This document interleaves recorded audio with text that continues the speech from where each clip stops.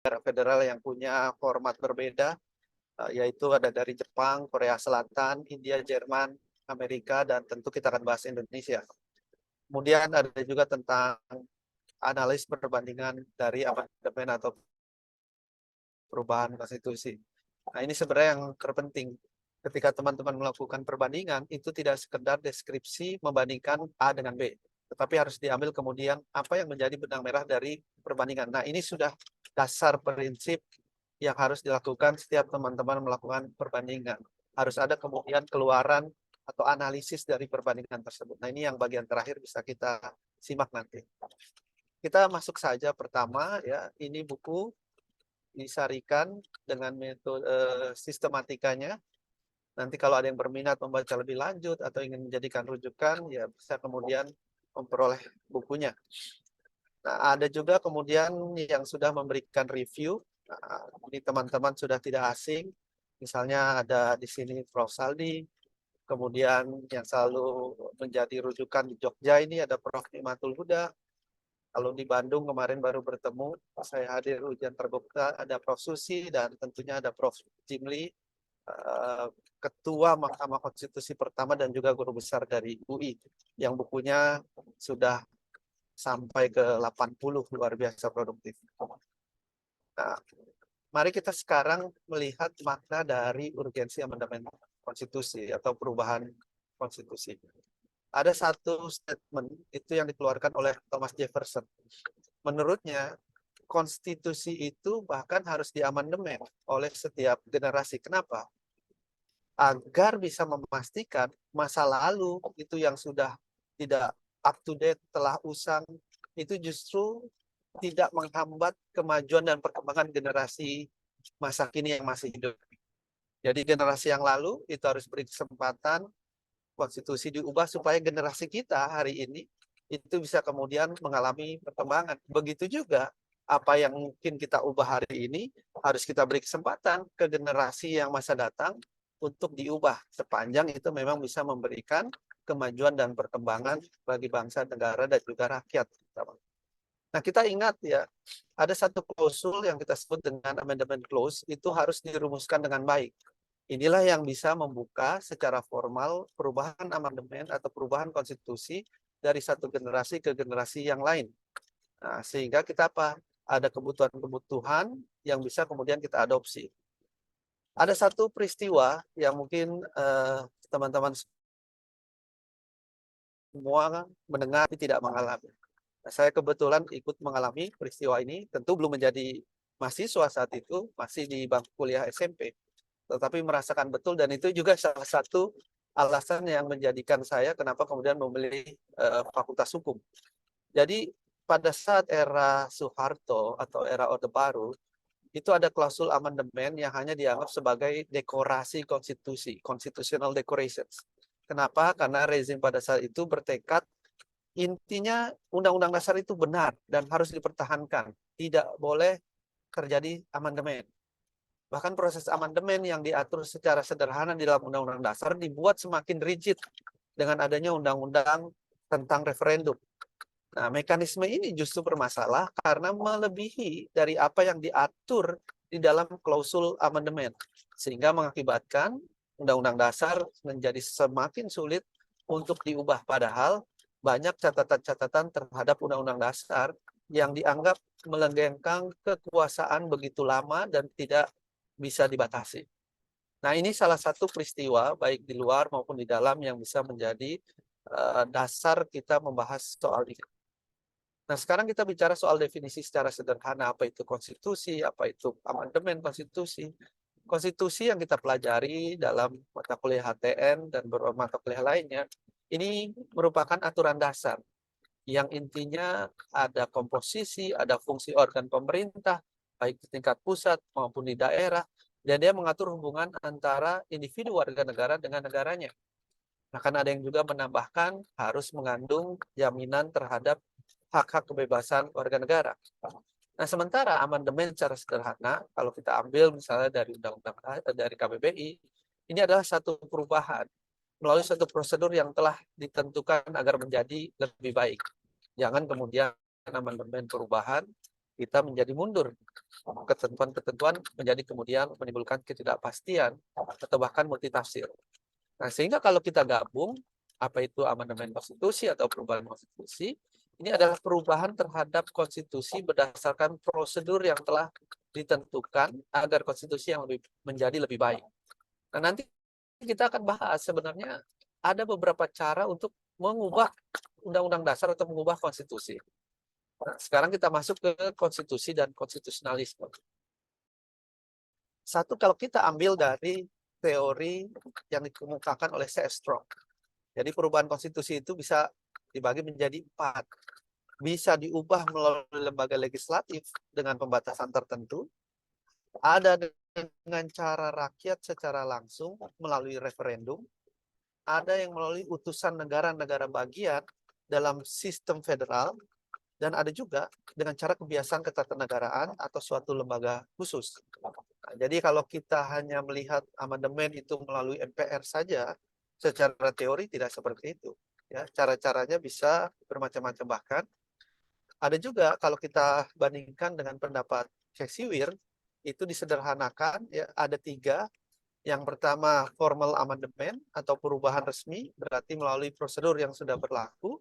Ada yang melalui constitutional convention atau konvensi ketatanegaraan. Dan yang ketiga yang menarik, penafsiran pengadilan atau judicial interpretations. Ini yang berbeda dengan pendapat C.F. Strong. Misalnya ya kalau di Indonesia, Mahkamah Konstitusi itu bisa saja mengeluarkan putusan yang secara tidak langsung ternyata mengubah undang-undang dasar. Ya, contoh sederhana adalah ketika MK memutus soal pengujian Perpu, itu menjadi kewenangan dari MK yang dalam pasal 24C hanya disebut menguji undang-undang terhadap undang-undang dasar, menjadi sekarang ya kalau ditafsirkan menguji undang-undang dan peraturan pemerintah pengganti undang-undang. Tapi ini semua ya ada satu pendapat yang menarik, yaitu dari Carl Smith. Yang ini sering dikutip juga oleh Prof. Mahfud MD. Semua perubahan konstitusi itu akan sangat tergantung dari faktor konfigurasi politik yang berkuasa pada satu waktu. Misalnya hari ini kita berkuar-kuar ingin mengubah konstitusi undang-undang dasar. Tapi kalau konstelasi dan konfigurasi politik di DPR, di DPD, dan nanti di DPR tidak menginginkan itu, ya tidak akan pernah terjadi. Kecuali nanti menggunakan format atau model yang berikutnya. Nah, ini di slide berikutnya. Ada yang namanya perubahan formal, ada yang perubahan informal. Yang formal itu, ya, atau kita sebut sebagai Verfassungsänderung, itu ada kita lakukan perubahan lewat jalur yang memang sudah diatur secara formal, lewat badan legislatif, ada syarat tertentu. Nah, kalau Indonesia nanti lewat MPR. Misalnya. Ada yang lewat badan atau komisi khusus, ada yang diatur melalui referendum atau persetujuan negara bagian. Tapi yang informal ini, yang ketika perubahan secara formal tidak mungkin dan tidak bisa dilakukan, atau kita sebut perubahan informal ini menurut George Jelinek, Verfassungswandlung, itu satu, some primary forces. Bisa jadi karena kudeta militer lalu berubah undang-undang dasar, ya. Ada kemudian atas desakan publik, masyarakat, mahasiswa akhirnya diubah, meskipun pengubahan kalau di dalam 98 itu tetap saja menurut saya bukan melalui Verfassungswandlung, tetapi melalui Verfassungsänderung. Tapi kalau yang primary force atau paksaan, misalnya konstitusi 59 itu berubah lagi ke Undang-Undang 45, itu tidak melalui jalur formal. Nah, atau yang kedua judicial interpretations lewat lembaga pengadilan, dan yang ketiga usage atau conventions, kebiasaan atau konvensi. Jadi yang menjadi kebiasaan ketatanegaraan itu menjadi kemudian ketatanegaraan yang diakui dan bisa menjadi muatan dari konstitusi yang baru. Nah, ada juga yang kita sebut dengan sifat konstitusi. Teman-teman mungkin perlu pahami ini. Ada konstitusi dalam suatu negara modern, ya kemarin ada yang menarik, ada negara modern demokratis, itu akan berbeda perjalanannya atau pelaksanaan dengan negara hukum responsif. Kemudian ada konstitusi terkodifikasi. Nah ini kita sering menyebut konstitusi tidak tertulis dan konstitusi tertulis. Sebenarnya ya istilah ini lebih tepat kita gunakan konstitusi terkodifikasi dan tidak terkodifikasi. Kenapa? Karena negara-negara yang sering dicontoh, misalnya Inggris, itu tidak punya konstitusi, sehingga disebut konstitusi tidak tertulis. Mereka sebenarnya punya aturan-aturan dasar bernegara. ya, dari mulai Bill of Rights, Magna Carta, dan seterusnya. Hanya saja itu tidak dikodifikasikan, dijadikan menjadi satu. Sehingga tetap tertulis, tapi tidak terkodifikasi. Lalu kemudian ada New Zealand, ada Israel, dan sebagainya. Ada juga konstitusi luas dan kaku, yang artinya dilihat dari bagaimana kemungkinan untuk mengubah undang-undang dasar itu. Kalau dia sulit dan berat, maka dianggap agak kaku. Tapi kalau mudah ya dan bisa dilakukan, itu bisa disebut konstitusi luas atau fleksibel. Nanti kita lihat Indonesia masuk kemana. Lalu ada soal original intent dan living tree atau organism. Ada yang menginginkan konstitusi itu ditafsirkannya sesuai dengan apa maksud pembentuk undang-undang dasarnya. Tapi ada yang menginginkan konstitusi itu harus hidup berkembang, mengikuti perkembangan yang di tengah-tengah masyarakat. Kita sebut sebagai living organism atau living tree. Dia tumbuh terus. Dan ada konstitusi kesatuan dan federal yang membedakan. Nah, ini juga menarik teman-teman semua. Kalau kita melihat negara-negara federal, konstitusi mereka itu banyak. Bukan hanya satu seperti Indonesia, Undang-Undang Dasar 45. Kita ke Amerika Serikat, mereka punya konstitusi federal. Tapi setiap negara bagian, dia punya konstitusinya masing-masing. Kita ke Australia, mereka punya yang namanya konstitusi federal. Ya. Mereka juga punya negara bagian Victoria, Tasmania, New South Wales, Queensland, Northern Territory, dan sebagainya. Itu punya konstitusi masing-masing. Dan nanti kita akan melihat, lalu bagaimana hubungan antara konstitusi federalnya dengan konstitusi negara bagian. Dan kita yakin konstitusi ya, sebagai the supreme of the land menjadi konstitusi sebagai hukum yang tertinggi. Nah, ini adalah beberapa sifat konstitusi yang kita pahami sebelum bahas tentang bagaimana mekanisme perubahan di negara lain.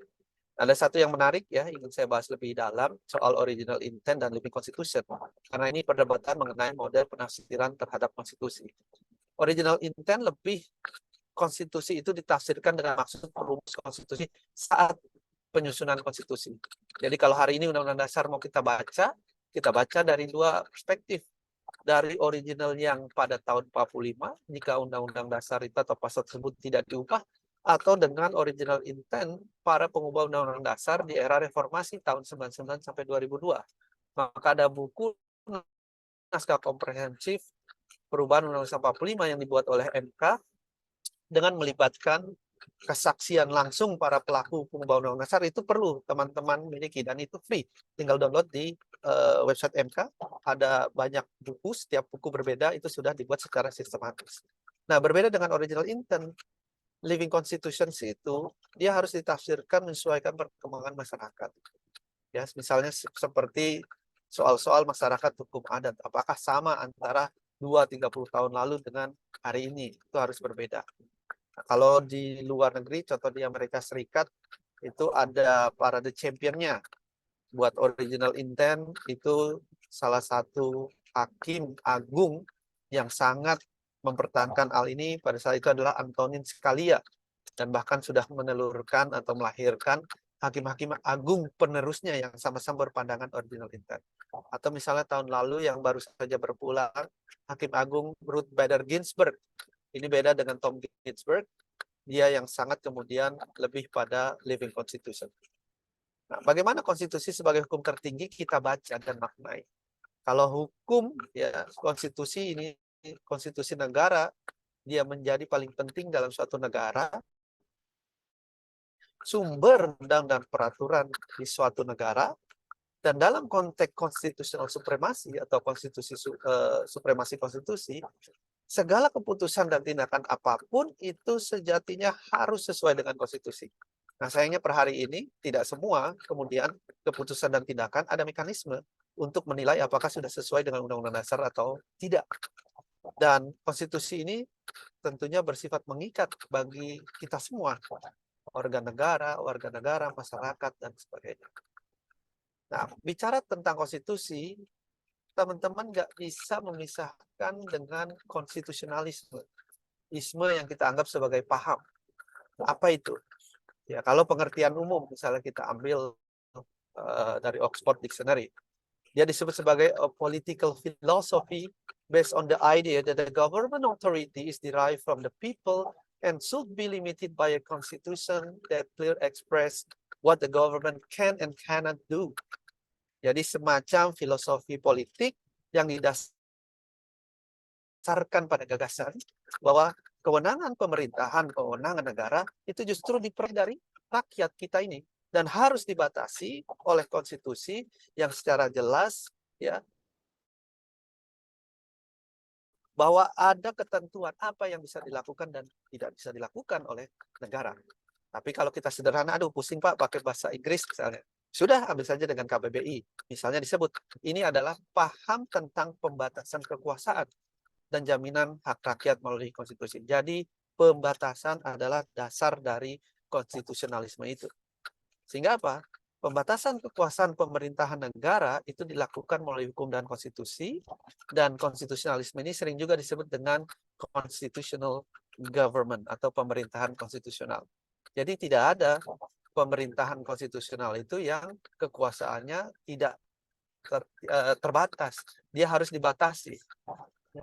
Dan secara praktik konstitusionalisme, nah ini menurut Ratnapala dan Crow, ini adalah supervisor saya dulu dikatakan, memang setiap negara itu punya konstitusi, tapi tidak semua negara bisa dikatakan memiliki pemerintahan konstitusional. Kenapa?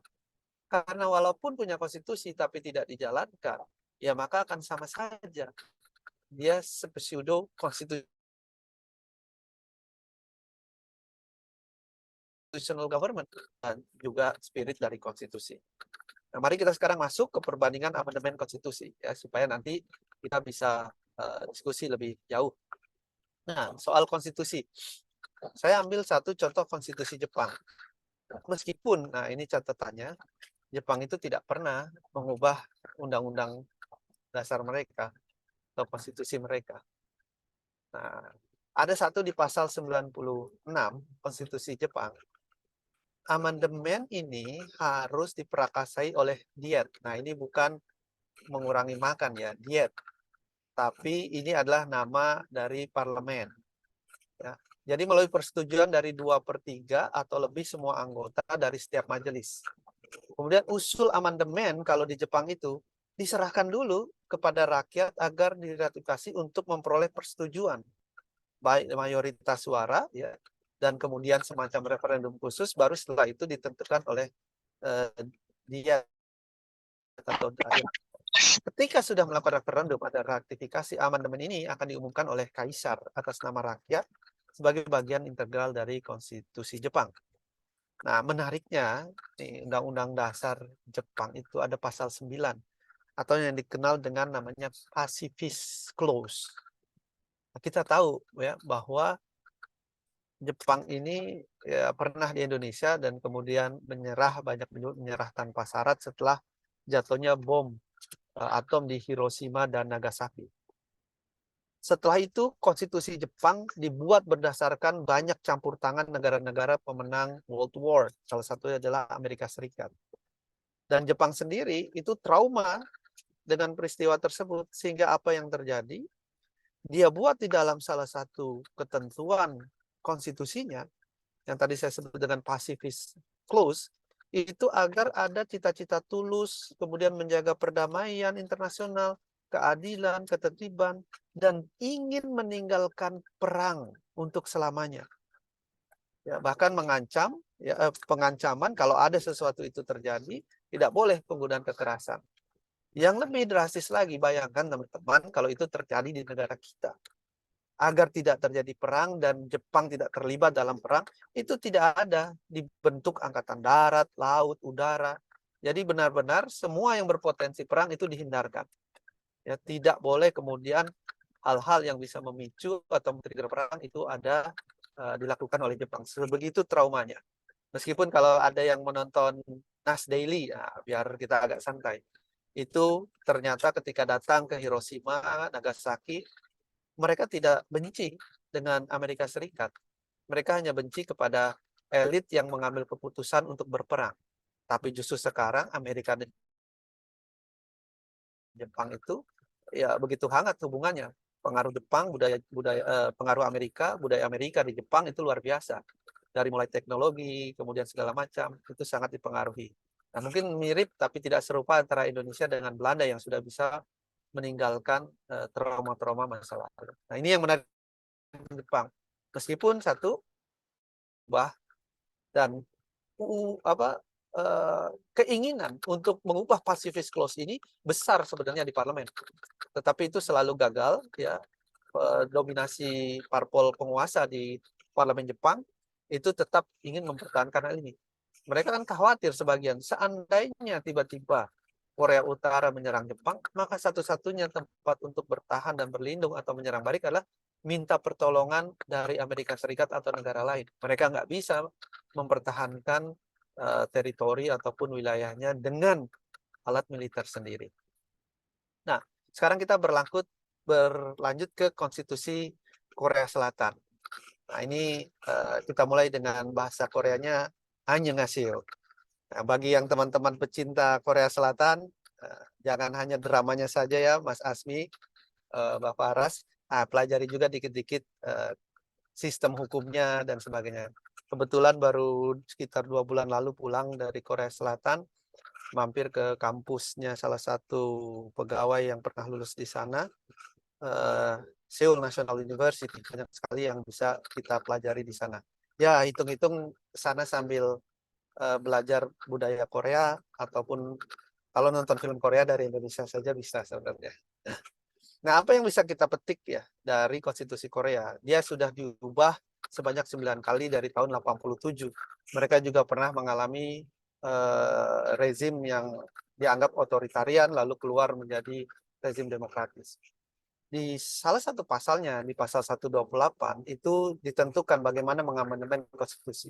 Dia diajukan oleh mayoritas ya dari anggota Majelis Nasional atau bahkan presiden pun. Nah, ini yang berbeda dengan Indonesia, bisa mengajukan usulan perubahan.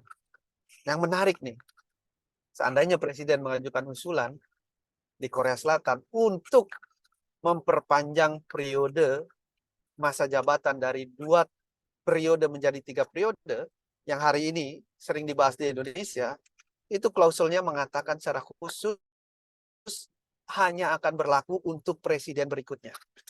Nah, ini pengalaman yang menarik, sehingga kita tidak perlu berdebat kemudian terjadi semacam ya, konspirasi dan sebagainya. Oh, ini untuk memperpanjang incumbent misalnya. Di Korea sudah selesai, sudah melewati masa itu. Karena apa? Setiap perubahan terhadap masa jabatan presiden itu hanya akan berlaku untuk presiden terpilih berikutnya. Jadi tidak untuk incumbent.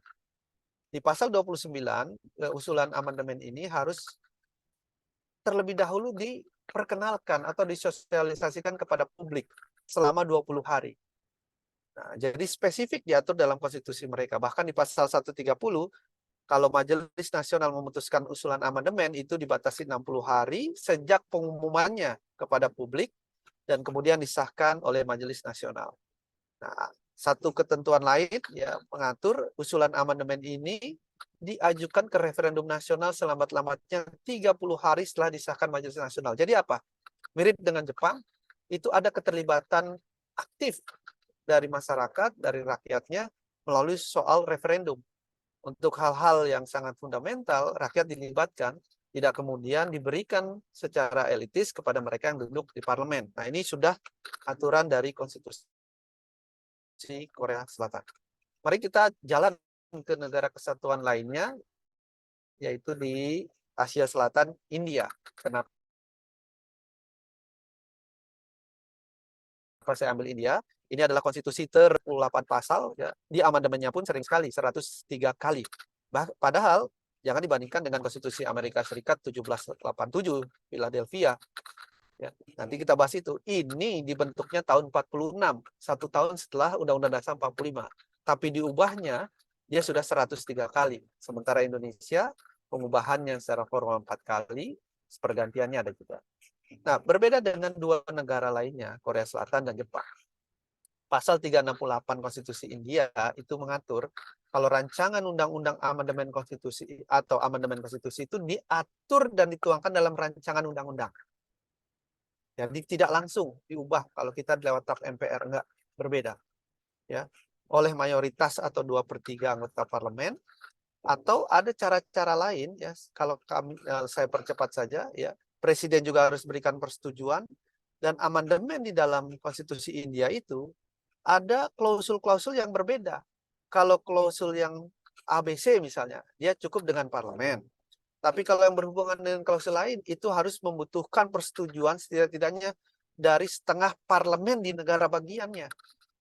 Nah, jadi dibedakan. Tidak semua pasal dalam satu konstitusi itu cara amandemennya sama. Dia beda-bedakan. Nah, jadi India pun mengatakan bahwa tidak boleh ada batasan apapun pada kekuatan konstituen parlemen untuk mengubah cara menambah, mengubah atau mencabut ketentuan-ketentuan tertentu di pasal 36. Nah, inilah yang disebut dengan eternal provision.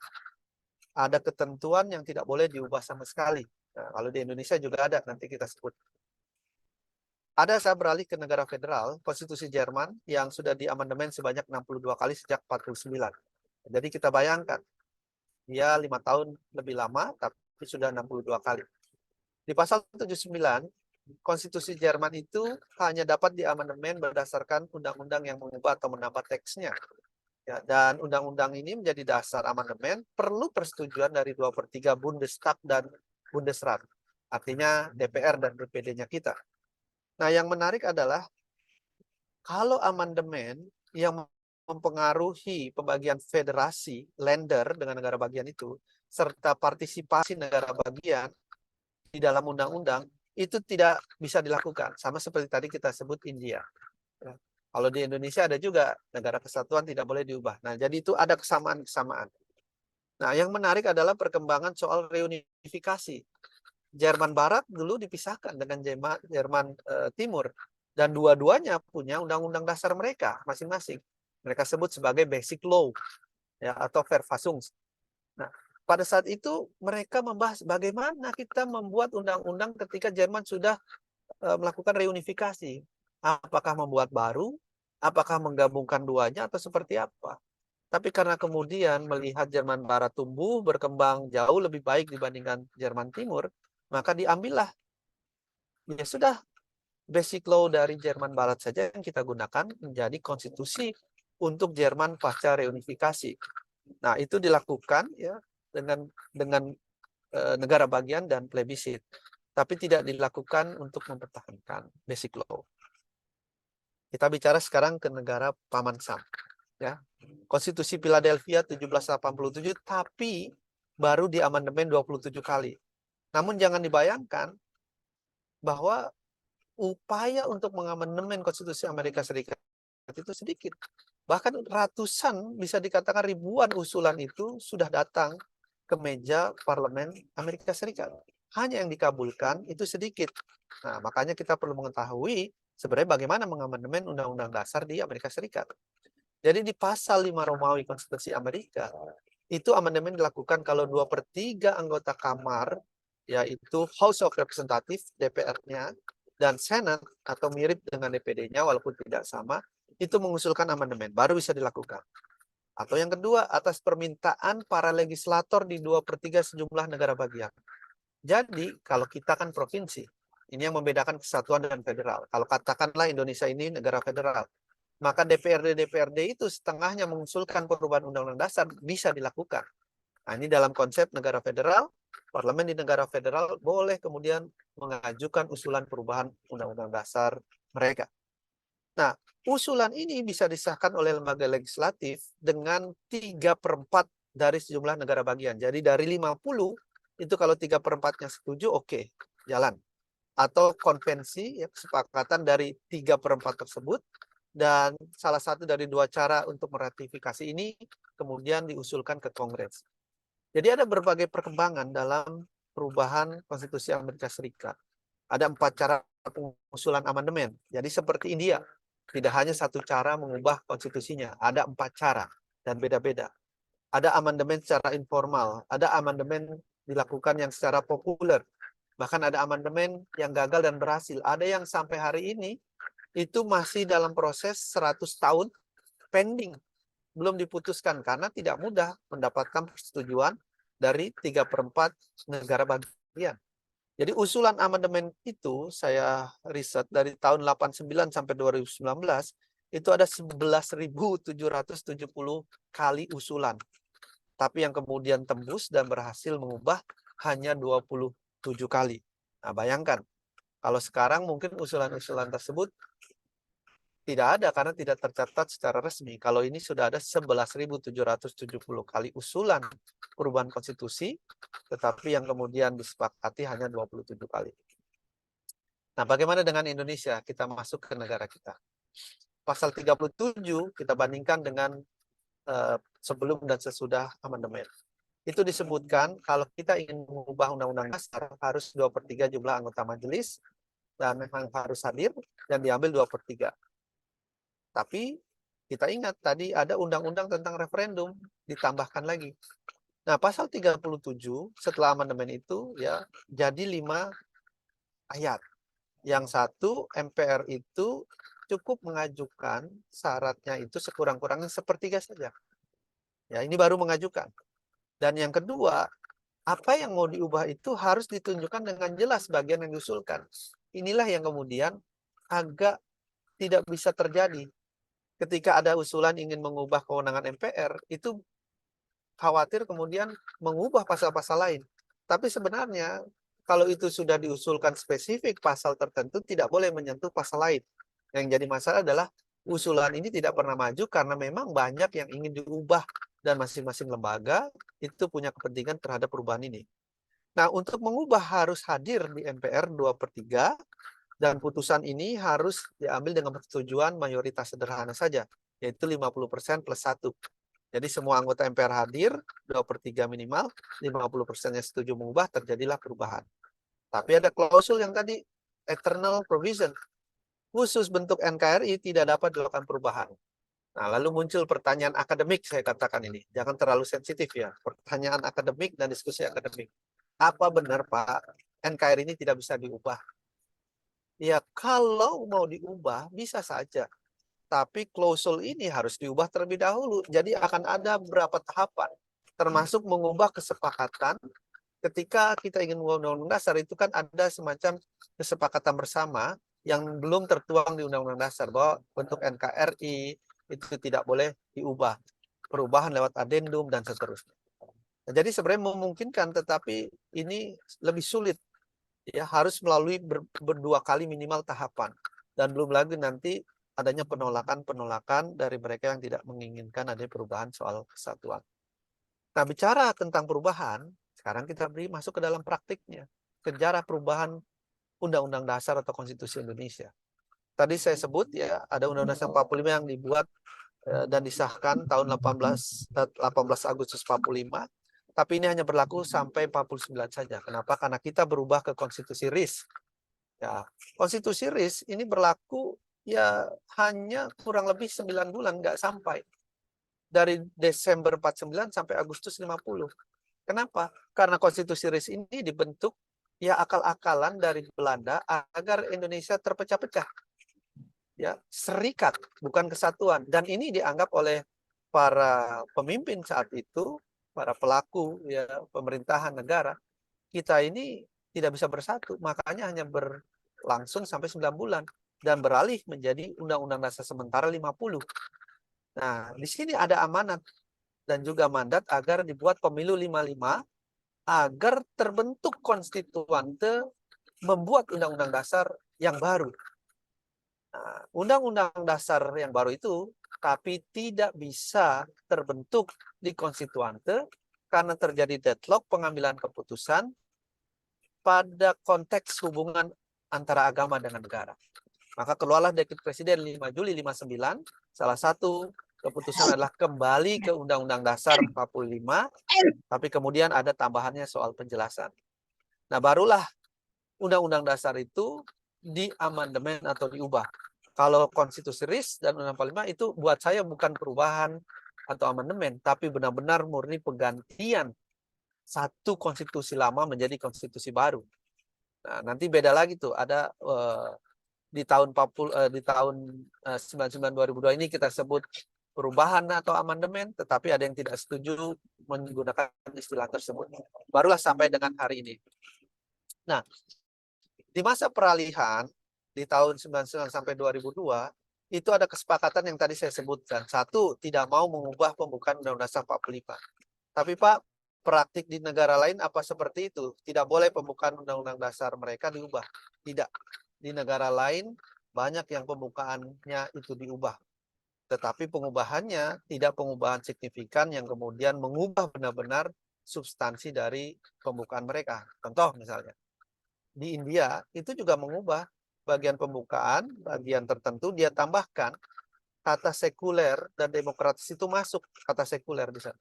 Di Prancis misalnya, dia masukkan soal environmental chapter masuk ke dalam preamble dari French Constitution. Nah, kalau Indonesia ingin mengganti, bisa nggak? Ya, karena ada kesepakatan awal, maka secara politik sulit. Tapi secara teoritis, praktik empiris itu bisa saja. Misalnya, kita tidak ada kalau kita baca itu pembukaan Undang-Undang Dasar, kata demokrasi atau demokratis itu nggak muncul. Kalau itu mau dimasukkan, sebenarnya tidak mengubah kemudian arah dari haluan negaranya kita, tetapi justru mempertegas kita ini negara hukum yang demokratis. Misalnya. Yang kedua, mempertahankan NKRI yang tadi kita sebut.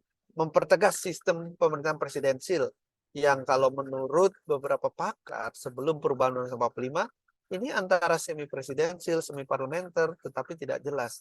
Karena apa? Ya tadi, jabatan presiden tidak terbatas periodenya, lalu kemudian yang memilih MPR beda dengan model presidensil.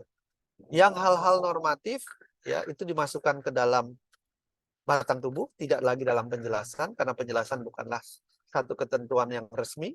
Kemudian perubahan dilakukan dengan adendum, sama seperti Amerika Serikat. Nah, akhirnya dilakukan perubahan secara bertahap, 99, 2000, 2001, 2022. Ada yang menyebut ini 4 kali perubahan. Sebenarnya 1 kali, tapi bertahap karena tidak selesai, dan harus segera setiap tahun itu diputuskan. Nah, yang menarik adalah perubahan ini sebenarnya dilakukan oleh para anggota MPR yang dipilih dalam pemilu 99, bukan pemilu hasil dari perubahan Undang-Undang Dasar 45. Jadi kalau kita compare, perubahannya cukup mendasar, teman-teman semua. Kalau dulu kita punya 16 bab, sekarang ada 21 bab. Dulu 37, sekarang kebalik, jadi 73 pasal. Dulu 49, sekarang 170. Bahkan dari butir, itu bertambah sekitar 300%. Jadi benar-benar dapat dikatakan perumpamannya adalah ini bajunya sama, ya, masih menggunakan kata 45, tapi sebenarnya isinya itu sudah jauh berbeda. Apa yang berbeda? Dari substansi pokoknya tentang perlindungan hak asasi manusia. Bahkan ada bab 10A khusus tentang hak asasi manusia. Kewajiban warga negara, mekanisme mempertahankannya dengan judicial review dan sebagainya masuk sekarang. Prinsip dasar demokrasi dan negara pelaksananya ada juga masuk sekarang. Format kelembagaan negara, mekanisme hubungannya, bagaimana cara pertanggungjawabannya sekarang lebih jelas masuk di dalam hal tersebut. Nah, tapi ada satu hal yang menarik yang perlu saya sampaikan. Sebenarnya pada tahun 2002 itu belum selesai juga untuk mengubah Undang-Undang Dasar 45. Pada saat itu sudah 4 tahun dan ada dibentuk Komisi Konstitusi tanggal 7 Agustus 2003, itu diminta untuk mengevaluasi hasilnya bagaimana nih setelah 4 tahun kita bertahap mengubah Undang-Undang Dasar. Jadi Komisi Konstitusi bekerja 7 bulan, Sri Sumantri dan lain-lain itu memberikan laporan kepada MPR yang pada intinya masih perlu dilakukan perubahan Undang-Undang Dasar sehingga muncul ada kata konstitusional komplain dan sebagainya itu masuk, tetapi oleh MPR akhirnya ini tidak ditindaklanjuti rekomendasinya karena khawatir apa yang sudah ditentukan ini tidak selesai-selesai. Nah, akhirnya makanya ada banyak kekurangan secara sistematika karena kita tambal sulam dengan cara adendum. Sementara Komisi Konstitusi menginginkan ada satu kemudian ya sudah seperti naskah baru yang lebih rapi dengan beberapa penguatan baru lainnya yang belum sempat diubah. Tapi ini kemudian tidak ditindaklanjuti oleh MPR. Nah, melihat model perubahan tersebut, ya teman-teman nanti bisa baca bukunya Richard Albert, dia dari University of Texas, ini profesor muda, bukunya Constitutional Amendment, Making, Breaking, and Changing Constitution. Nah, menurut Richard Albert, ini Constitutional Amendment itu beda dengan Constitutional Dismemberment. Jadi ada tujuan dari perubahan konstitusi, itu kalau kita mengubah ada bisa mengkoreksi, mengelaborasi, mereformasi, atau merestorasi. Tapi katanya kalau mengubah konstitusi itu melebihi dari 4 tujuan ini, itu bukan amandemen lagi, tapi sudah dismemberment, artinya pencerai-beraian konstitusi. Nah, mari kita lihat dia buat 3 tipe constitutional dismemberment. Satu, kalau perubahan itu tujuannya memajukan atau melemahkan demokrasi liberal. Nah, sekarang semua dipilih secara langsung dan sebagainya, itu tentu memperkuat demokrasi liberal. Perubahan ini untuk menjembatani kesenjangan aturan yang lama dengan aturan yang baru. Para pengubah ini menyebutnya amandemen, padahal ini bukan sekedar amandemen. Yang tadi saya katakan, bahwa bajunya yang lama, tetapi isinya yang baru. Bahkan disebut, kalau ada fitur dasar dalam konstitusi yang berubah, misalnya soal hak fundamental, modifikasi struktur politik, identitas konstitusional atau constitutional identity, itu udah yang namanya dismemberment. Kenapa? Beda dengan mengubah satu persatu pasal seperti di Amerika Serikat, atau tadi di beberapa negara Korea Selatan. Ini benar-benar luar biasa pengubahannya. Sehingga levelnya sebenarnya bukan lagi perubahan konstitusi, tapi sudah constitutional dismemberment. Nah, ini tidak populer, tapi menarik untuk dikaji oleh teman-teman semua, terutama Edlaw Project. Nah, dari perubahan tersebut ada muncul kelemahan-kelemahan amandemen. Ada yang menganggap sistematikanya tidak teratur, ya kan, ada perulangan-perulangan. Ada yang kemudian menjadi A, B, C, D sampai I, J. Kan. Ada ketentuannya sama, di sini mengatur tentang hak memperoleh pekerjaan, di sana juga mengatur hak memperoleh pekerjaan. Di sini mengatur tentang hak pendidikan, di sana diulang lagi mengatur pendidikan. Jadi berulang kali. Ada proses konstitusi ini karena dipengaruhi kepentingan partai politik, jadi tidak tuntas. Ya, mereka sama-sama kemudian mengedepankan ada beberapa kepentingan. Ya, ini tidak bisa dihindari. Kemudian sistem kamar yang tidak jelas, misalnya di DPD, kewenangannya kemudian sangat lemah, cara pemilihan dan sebagainya. Bahkan ini yang menarik, secara terbuka sekarang Prof. Jimli, ya, pakar hukum tata negara yang menjadi anggota DPD, itu sudah menggaungkan agar dibubarkan saja DPD-nya. Kalau teman-teman bisa cari itu. Karena apa? Mungkin secara teori dan melihat praktik DPD tidak bisa berbuat apa-apa. Ya. Bisa jadi mungkin karena mekanisme sistemnya, bisa juga karena kepemimpinannya atau kolaborasi itu. Bahkan diusulkan ya sudah DPD itu menjadi satu fraksi saja di DPR katanya. Utusan-utusan daerah. Supaya setidak-tidaknya mereka berperan dalam proses pembentukan undang-undang, ya, dalam kemudian melakukan supervisi, ya, pengawasan terhadap pemerintah dan sebagainya. Nah, ini yang ngomong anggota DPD, ya, aktif dan profesor hukum tata negara. Nah, ini agak menarik sehingga perlu satu kajian lebih lanjut. Ada yang mengusulkan ya diperkuat, tapi tetap dipertahankan, diperkuat kewenangannya. Ada soal sistem pemerintahan ya yang masih kemudian antara pusat dengan daerah, tarik menarik kewenangan, ini juga belum jelas. Nah, karena ketidakjelasan tersebut, ada saya kategorikan 4 perspektif. Ada yang ingin kembali ke Undang-Undang Dasar awal, ya. Kalau kita sebut asli ini dalam kurung saja atau tanda kutip, berarti ada yang palsu nanti gitu. Atau ada yang mengatakan kelompok kedua, jangan diubah dulu deh, laksanain aja dulu, ya, dengan baik dan benar. Jangan-jangan masalahnya soal implementasi, bukan norma dasar di konstitusinya yang harus diubah. Nah, yang ketiga atau keempat ini sama sebenarnya. Minta diubah, tapi yang satu diubah setelah pemilu, artinya para parpol ini kampanyenya harus menyuarakan dong apa yang mau diubah. Nah, akan terjadi diskursus, perdebatan, diskusi di sana. Tapi yang kedua, udah nggak usah dikasih tahu, udah yang penting cepat, kapan saja mau diubah, bisa diubah. Nah, ini saya bahas juga di dalam buku yang menjadi bagian dari materi kuliah hari ini. Nah, kita lihat sekarang, kategori atau kelompok satu ini saya sering mendengar. Di organisasi mahasiswa pun banyak yang menggaungkan agar minta kembali ke Undang-Undang Dasar 45. Ya, alasannya kenapa? Mungkin logis ya. Karena satu, dianggap menghalangi sistem tata negara nih amandemen. Tidak jelas yudikatif yang punya kewenangan membatalkan undang-undang sehingga eksekutif ataupun legislatif jadi lemah. Jadi tidak mau ada model seperti itu. Telah keluar nilai-nilai perekonomian di pasal 33 dianggap kemudian lebih liberalis, individualis, dan sebagainya. Bahkan sistem politik itu menimbulkan kekacauan, tindakan korupsi di mana-mana. Sekarang pemilu dari mulai level presiden, di legislatif, kepala daerah, bahkan sekarang kepala desa, sudah mulai melakukan tindakan-tindakan koruptif. Tapi kalau itu dilakukan, teman-teman, satu, banyak risiko yang harus ditanggung. Satu, masa jabatan presiden berarti tidak lagi dibatasi 2 kali. Dia bisa terus-menerus, seperti pengalaman yang pernah kita alami. DPD hilang, MK hilang, Komisi Yudisial juga hilang. Apakah kita mau kemudian semua lembaga-lembaga yang dibentuk pasca reformasi ini ya hilang juga. Kemudian presiden, teman-teman nggak bisa lagi pilih secara langsung karena akan kembali ke MPR.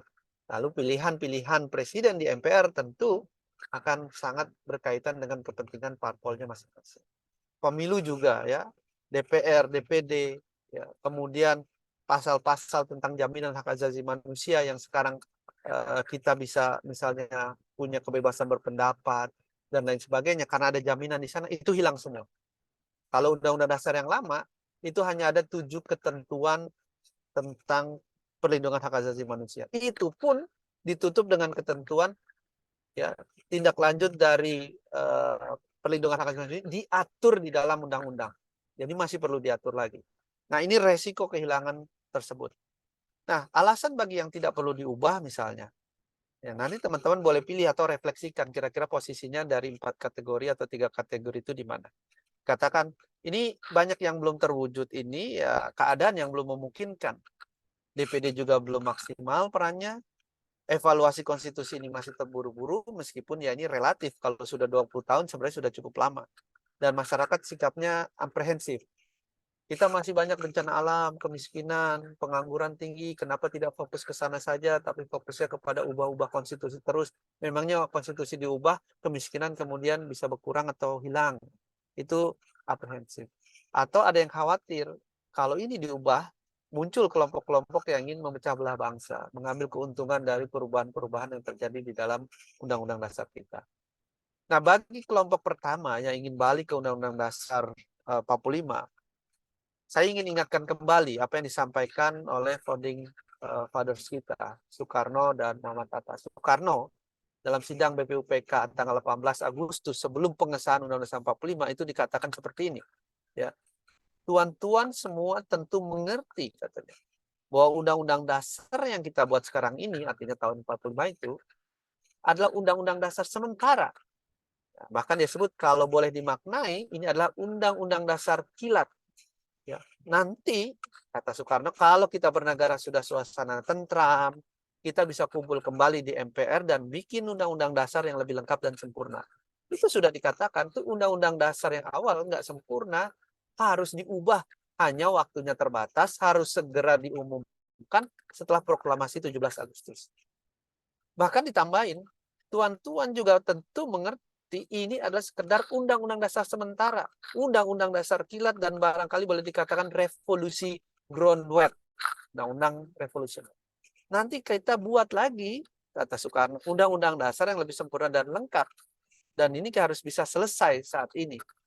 Itulah yang kemudian kita terima apa adanya. Nah sekarang kondisinya sudah mulai jauh membaik, kita punya kesempatan memperbaiki, kok mau dikembalikan lagi ke Undang-Undang Dasar yang paling awal yang sudah diwanti-wanti oleh pembuatnya sendiri, salah satunya Soekarno. Jadi kategori 1 tentu saya kurang setuju. Tapi kalau mau ya sempurnakan saja tanpa perlu kembali ke Undang-Undang Dasar awal. Sehingga apa? Muncul wacana-wacana amandemen kelima. Pasal dari pasal itu harus kemudian sistematika, koherensi, konsistensi diperbaiki. Struktur MPR bagaimana? Usulan GBHN yang sekarang PPHN, pokok-pokok haluan negara, masa jabatan presiden, penguatan sistem presiden, pemilu pilkada dan institusi pemerintahan, soal rezim ini juga perlu diperjelas, peran kewenangan DPD yang tadi kita bahas, soal kekuasaan kehakiman, bagaimana ini kewenangan KY, apakah kita harus tegaskan juga mengawasi hakim konstitusi, MK kewenangannya apakah cukup atau perlu ditambah dengan constitutional complaint, constitutional questions, dan sebagainya. Ada soal anggaran pendidikan di APBN itu sudah terpenuhi, tapi di daerah-daerah belum tentu bisa terpenuhi kewajiban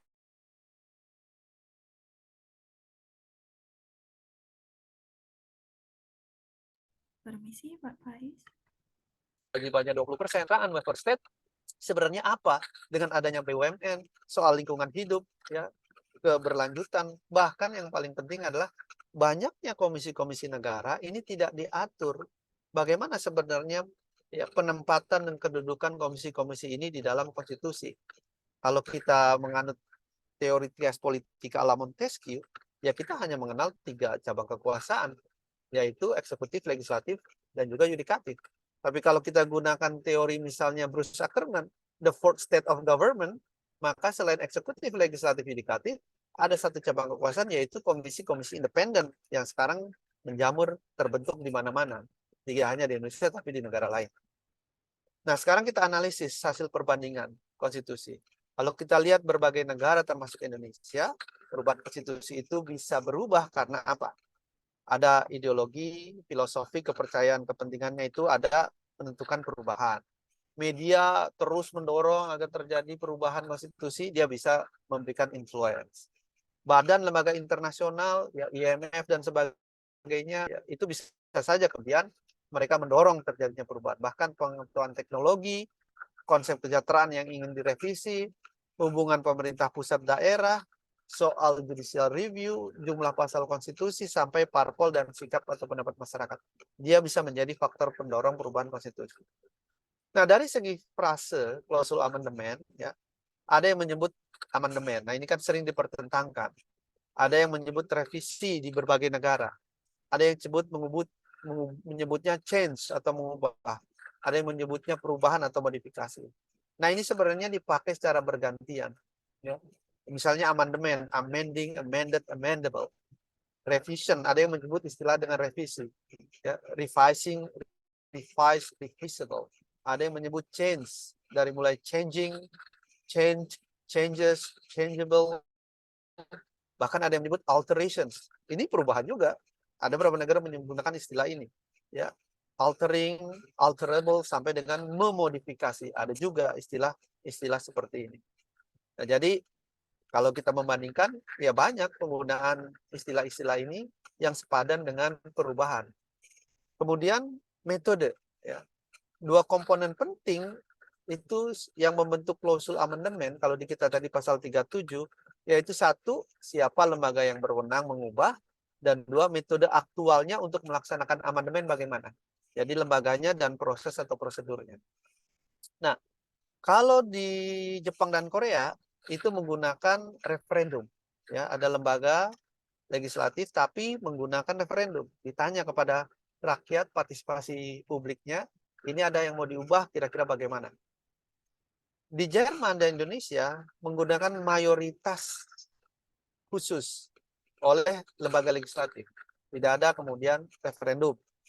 Tapi di federal di Amerika Serikat itu perlu persetujuan lembaga legislatif. Bahkan kalau berhubungan dengan negara bagian, perlu juga kemudian parlemen negara bagian, seperti tadi kita diskusikan. Nah, ini yang saya anggap tadi hasil analisisnya bagaimana. Dan ada yang bervariasi metodenya, seperti di India. Ya, dia klausul-klausul tertentu, metodenya berbeda dengan klausul yang lain. Nah, ini soal metodenya, perubahan-perubahannya. Nah, bagaimana dengan batasan kekuatan? Nah, ini soal tadi saya sebut eternal provision. Ada yang disebut batasan mutlak, ada yang batasan relatif. Nah, batasan mutlak itu apa? Di dalam konstitusi negara, itu ada larangan agar kita mengamandemen ketentuan di dalam konstitusi. Sama seperti di kita, di pasal 37 tadi. Tapi ada yang tidak mutlak membatasi tersebut, tapi relatif. Ya, ya dia katakan ini amandemen, ya tidak bisa, tapi sebenarnya bisa juga relatif dengan cara-cara tertentu. Nah, itu juga diatur di Jepang, di Amerika Serikat. Kayak tadi ya, pacifist clause. Itu kalau kemudian memang menginginkan berubah, ya bisa berubah. Tapi ada satu hal yang berkembang, namanya basic doctrine structure. Doktrin struktur dasar. Apa itu? Ada pembatasan amandemen terhadap konstitusi, ya, ketentuan konstitusi yang dibuat oleh justru hakim. Bukan pengubah atau pembentuk undang-undang dasar. Nah, ini muncul dan diperkenalkan lewat judicial activism, lembaga peradilan Mahkamah Agung di India. Dan ini sekarang berkembang bahkan di Sudah ada pembahasannya di Singapura, ada pembahasannya juga di Malaysia, bahkan pembahasannya di negara-negara seperti Irlandia dan seterusnya. Sebenarnya apa sih doktrin struktur dasar ini? Ya, jadi dia struktur dasar negara yang tidak boleh diubah. Kalau itu diubah oleh parlemen sama pengadilan atau Mahkamah Agung India, itu bisa dibatalkan teman-teman semua. Amandemen konstitusi di negara-negara tertentu bisa dibatalkan oleh Mahkamah Agung atau lembaga sejenisnya. Di Indonesia tidak bisa. Tapi memungkinkan suatu saat Mahkamah Konstitusi diberi kewenangan bisa saja membatalkan perubahan Undang-Undang Dasar kalau dia kemudian mengubah basic structure dari negara Indonesia. Misal, ya, kalau ingin lebih kuat lagi, tiba-tiba negara kesatuan berubah lagi menjadi negara federal atau negara dengan model monarki. Ya bisa saja kemudian perubahan itu dibatalkan oleh undang-undang oleh MK karena atau Mahkamah Agung, siapa yang nanti diberi kewenangan, melangkahi kewenangan basic doctrine structure. Soal kedaulatan konstitusi, soal bentuk republik berubah kemudian menjadi monarki misalnya, ada Indonesia tiba-tiba diubah jadi bentuk sekuler, bisa saja kemudian karena bertentangan dengan Pancasila, perubahan ini kita scrap out, kita batalkan. Bisa juga. Termasuk tentang fitur-fitur dari kalau di India negara federal itu seperti apa. Itu kalau sampai diubah, jaminan akan dibatalkan lagi oleh Mahkamah Agung India. Turki juga bisa melakukan hal tersebut. Nah, itu yang agak menarik. Sehingga dalam hal ini, kalau teman-teman ingin mengkaji lebih lanjut, baca bukunya dari Yanif Roznai, salah satu. Ya, Unconstitutional Constitutional Amendment. Artinya apa? Amandemen konstitusi yang inkonstitusional. Nah, menarik nggak? Amandemen konstitusi yang inkonstitusional. Tersebut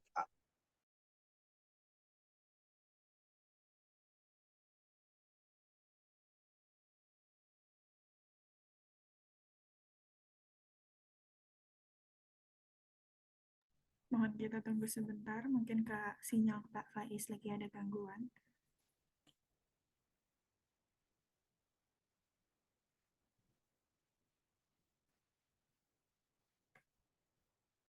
unamendable provision, ini dalam bukunya Identitas Konstitusi, itu menyebut Pancasila salah satunya kalau di Indonesia.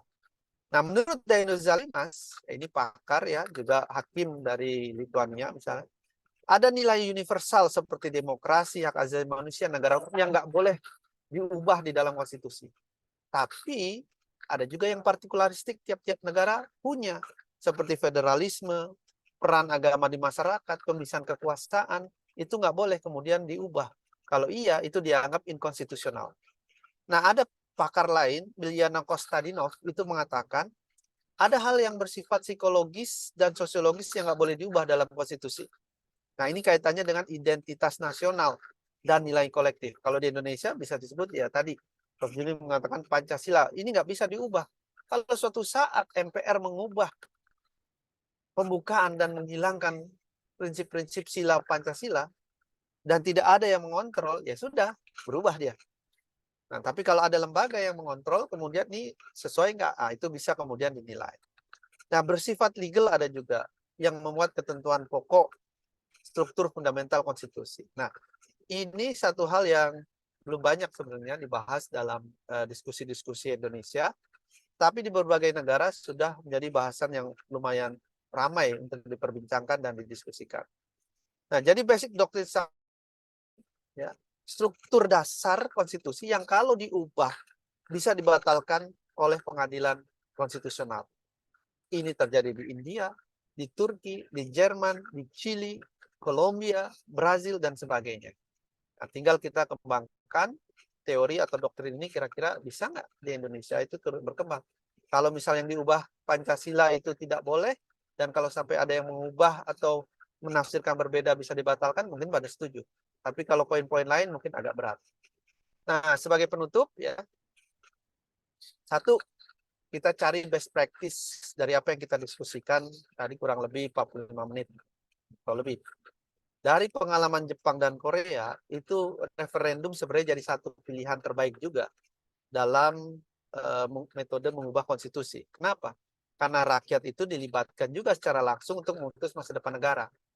Sekarang misal saya beri contoh, teman-teman mau nggak menerima ketika tiba-tiba MPR itu bersepakat dominasi meskipun tidak semuanya, memperpanjang masa jabatan presiden dari 5 menjadi 9 tahun tiba-tiba tanpa melibatkan kita. Ya kita nggak bisa berbuat apa-apa. Kemudian belajar dari pengalaman India dengan beberapa modifikasi, tentu tidak serta-merta kita adopt. Referendum ini bisa saja dilakukan di Indonesia, tapi dibatasi khusus ketentuan yang meliputi fitur-fitur dasar, istilah basic features dari Konstitusi Indonesia. Misalnya kalau ada usulan suatu saat mengubah NKRI, ya dijadikan atau Republik berubah, ya nggak bisa, harus libatkan. Kalau syukur-syukur di MPR sudah menolak sejak awal, tidak ada yang kemudian meneruskan. Tapi ini bisa kita tarik, tanya dong, jangan-jangan kita mau mengubah setuju menjadi negara federal di tahun 2090 misalnya. Nah ini tadi, ingat balik di slide paling awal, dikatakan bahwa jangan kemudian generasi berikutnya mengikuti perkembangan dikunci misalnya. Dan kalau yang bisa kita petik dari Jerman dan Amerika Serikat, meskipun mereka itu federal ya, bukan kesatuan, tapi prosesnya itu bisa kita ikuti dengan cara apa? Mereka punya yang namanya sosialisasi, pendidikan warga negara, ya, proposal amandemen, sehingga menjadi diskursus-diskursus publik. Dan kalau diperlukan, ada yang namanya pembentukan komisi konstitusi seperti di Eropa, India, Afrika Selatan.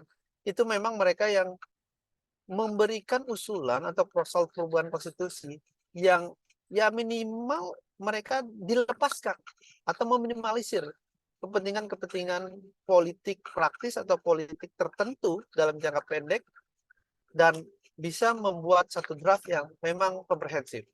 Nah, ini beberapa pengalaman dan praktik terbaik yang bisa masa mendatang. Nah, menutup paparan saya, ya, Mas Asmi dan kawan-kawan, itu ada yang disebutkan oleh Thomas Paine, a constitution is not the act of a government, but of a people constituting a government. Jadi, konstitusi itu bukanlah tindakan-tindakan dari pemerintah atau negara, tetapi justru people atau rakyat, warga, kita semualah yang menentukan pemerintahan itu seperti apa.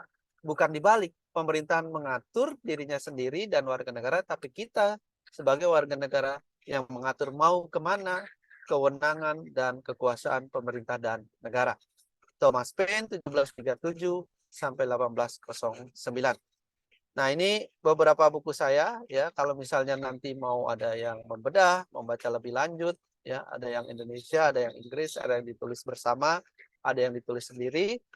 Silahkan dibaca, dikoleksi oleh Edu Law Project juga, dan bisa menjadi mungkin mudah-mudahan bahan inspirasi atau penyelesaian tugas-tugas akhir. Terima kasih, saya akhiri.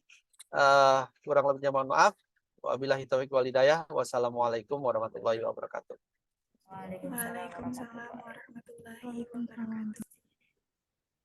Oke, mungkin sudah selesai pemaparan dari Pak Faiz.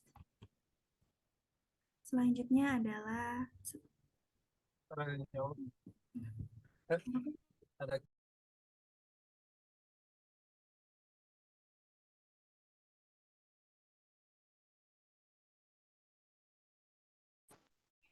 sebelumnya Pak Faiz, apakah suara saya terdengar? Yang sekarang terdengar. Oh iya, oke. Oke, terima kasih sebelumnya kepada Pak Faiz atas pemaparan materinya. Mungkin kita semuanya sebelum masuk kepada sesi selanjutnya boleh tepuk tangan online dulu, mungkin boleh reaction di Zoom meeting. Sebelumnya Pak Faiz, karena acara kita adalah tidak hanya memaparkan materi tentang dinamika perubahan konstitusi di beberapa negara, tapi juga tentang inspiring lecture. Apa sih inspiring lecture? Berarti kita akan menggali kehidupan dari Pak Faiz, khususnya sepak terjang beliau di ranah hukum, yaitu hukum tata negara. Pak Faiz, izinkan saya pada sesi ini yaitu melakukan sesi tanya-jawab atau talkshow. Kita langsung bisa, saya bertanya dan Pak Faiz langsung menjawab. Oke, pertanyaan pertama dari saya adalah, tadi sebelumnya udah ada tuh Pak Faiz menyinggung bahwa alasan Pak Faiz untuk memilih hukum ada sedikit banyak karena Orde Baru. Apakah Pak Faiz memilih hukum itu sejak saat itu atau emang itu cita-cita Pak Faiz dari sejak dulu? Terima kasih Pak Faiz. Mungkin Wah, Mbak ditanggapi. Faras. Nah, ini nggak tahu apa ada anak SMA di sini atau enggak gitu. Tapi em, saya tidak bercita-cita dari jauh-jauh hari masuk ke Fakultas Hukum ya. Ini kan bagian seksi kedua. Tapi saya sebenarnya dulu SMA-nya IPA kok. IPA-nya IPA ya 3 besar lah rankingnya. Tapi kenapa ada perasaan ya, mungkin pernah ada nih sebagian mengalami, meskipun berprestasi tapi kayak ada beban gitu.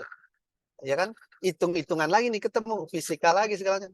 Tapi kalau bicara ilmu-ilmu sosial, itu lancar aja, nggak ada beban. Apalagi ya sering ikut berorganisasi,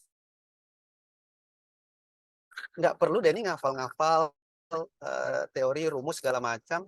Kita ulang-ulang aja baca, kemudian mengucapkan akan jadi ingat sendiri. Sehingga mungkin saya satu di antara yang sedikit pada saat itu mengambil jurusannya, jurusan pertama memang benar langsung Fakultas Hukum ya di UI. Lalu yang pilihan kedua dulu dapat 3 pilihan modelnya di Bogor, yang ketiga hukum lagi itu di Jogja. Nah, alhamdulillah dapatnya yang pertama. Mungkin terbantu karena pada saat itu nilai bagian IPA-nya tertolong karena saya terbiasa matematik. Begitu. Terima kasih, saya izin lanjut menanyakan pertanyaan selanjutnya ya Pak. Berarti berawal dari ingin menghindari menghitung, ternyata malah membawa Pak Faiz sampai ke Delhi dan sampai ke Australia. Oke. Pak Faiz kan memilih S2 di Delhi. Kenapa sih Pak memilih University of Delhi dan bagaimana perjuangan Pak Faiz bisa sampai sana? Gitu. Ya, ini juga hal yang menarik ya. Kalau saya sampaikan, saya pernah juga ditanya hal ini. Saya ini kan dari pertama lulus sampai sekarang bekerja masih di Mahkamah Konstitusi. Masuknya itu pun hanya berselang 3 hari setelah wisuda. Karena pada saat itu Prof. Dimli selaku Ketua MK, Guru Besar Hukum UI, hadir dalam wisuda dan saya menjadi wisudawan yang memberikan valedictory speech lah, semacam sambutan mewakili wisudawan. Nah, saya diminta untuk bekerja di MK ketika mau ditutup wisuda. Datang saja ke MK, bekerja di MK. Saya bilang, saya ingin kuliah lagi, Prof. Tapi saya mau istirahat dulu, nggak mikir mau kerja di mana. Capek ya, yang habis skripsi ngebut, pengennya kan istirahat. Nggak mau langsung tiba-tiba mikir lagi segala macam. Sama seperti saya bilang, saya mau istirahat dulu 2 minggu. Tapi ternyata itu hari Sabtu, hari Minggu ditelepon, diminta datang hari Senin. Saya bilang saya nggak bisa datang Senin. Saya diminta CV, lamaran segala macam. Saya nggak punya printer, saya bilang. Salah saja ya, saya bilang nawar pula lagi nih, sombong bener nih anak kecil kan. Hari Selasa saya datang, diterima langsung. Yang dilihat apa oleh sekjen saat itu? Oh, kamu ketua BEM ya, dulu Senat namanya. Kalau ini udahlah, percaya saya jaminan. Kalau nilai itu kan nggak selamanya bagus, tapi kalau orang yang sudah berorganisasi, itu bagus. Nah, makanya teman-teman, organisasi itu penting, tidak dinilai semua serta-merta nanti dengan nilai. Nah, dari hal ini kemudian saya dapat kesempatan ada tawaran beasiswa. Hanya berselang 6 bulan setelah saya bekerja. Bayangkan kalau teman-teman mungkin dengar di beberapa lembaga negara itu harus nunggu sampai 2 tahun antri baru bisa belajar. Saya masih CPNS hitungannya. Sebenarnya belum sah kemudian kalau menurut orang yang lama-lama antri urut kacang dan sebagainya, yang senior-senior. Tapi kemudian seleksi internal terpilih, saya berangkat. Saya tanya dulu sebelum berangkat. Dulu dekan saya Prof. Hikmahanto, saya tanya, Prof. Hatfistuti adalah pembimbing skripsi S1 saya. Saya tanya ke para hakim, berangkat, nggak usah ditunda-tunda katanya. Gratis, kemudian berangkatnya lebih cepat, ya akhirnya apa? Ya saya putuskan berangkat sampai di sana. Saya pilih kampus yang terbaik di India, namanya University of Delhi. Perjuangannya juga berat, sama seperti orang ngekos di Jakarta saja. Beasiswanya juga kecil, tetapi justru saya melihat di situ potensi saya keluar. Mbak Faras, tulisan-tulisan saya itu keluar justru pas S2, bukan S3.